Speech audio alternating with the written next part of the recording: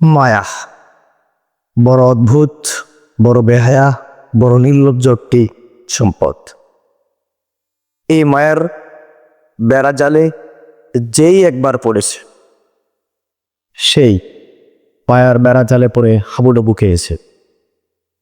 কারণ একজন প্রেমিক যখন তার প্রেমিকার মায়ায় পড়েছি, পৃথিবীর সব কিছু ভুলে গিয়ে তাকেই নিয়ে এসে পড়ে থেকেছে। একজন লোভী মানুষ টাকার লোভে, সম্পদের লোভে তার মায়ায় পড়েছে, পৃথিবীর সব কিছু ভুলে গিয়ে টাকার নেশায় সে মগ্ন হয়েছে।